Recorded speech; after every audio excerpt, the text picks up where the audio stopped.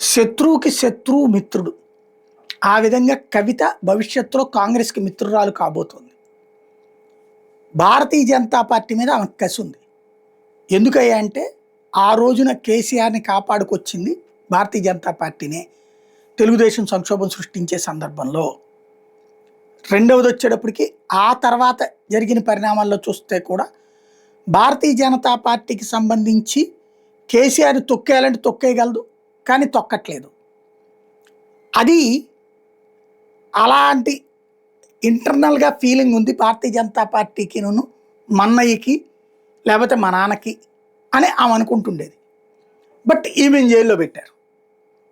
అట్లాంటప్పుడు నా మీద జైల్లో పెట్టినప్పుడు ప్రతీకారంతో రగిలిపోవాలి కదా మా నాన్న బీజేపీ మీద, మన్నయ్య బీజేపీ మీద అన్నటువంటిది ఆవిడ ఉద్దేశం. ఈ ప్రతీకారం తీర్చుకోలేకపోతున్నారు అంటే బీజేపీతో టైఅప్ అవుతున్నారు వీళ్ళు అన్నది ఈమె ఉద్దేశం. అందుకని బీజేపీని దెబ్బతీస్తే కాంగ్రెస్ వచ్చినా పర్లా, తన అన్న రాకపోయినా పర్లా, తన నాన్న రాకపోయినా పర్లా, బీజేపీని దెబ్బతీయాలి. ఇది జరగాలంటే ఇప్పటికే పార్లమెంటు స్థానాల్లో బలంగా గెలిచి, ఎమ్మెల్సీ స్థానాల్లో బలంగా విజయం సాధించినటువంటి భారతీయ జనతా పార్టీ రేపు స్థానిక ఎన్నికల మీద కాన్సన్ట్రేట్ చేస్తుంది. అక్కడ బీఆర్ఎస్ కేడరు కకావికలమై ఉన్నారు.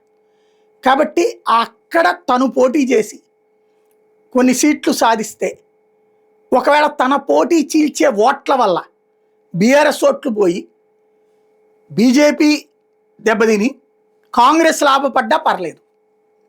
ఆ విధంగా తన అన్న, తన తండ్రి తనకి తగిన ప్రాధాన్యం ఇవ్వాలి. ఇది కవిత వ్యూహం. తన సత్తా చూపెడితే తప్పించి తనకి ఎక్కువ ప్రాధాన్యం ఇవ్వరు అన్నటువంటిది ఆమె ప్లానింగ్. ఎంతవరకు సక్సెస్ అవుతుందో చూడాలి.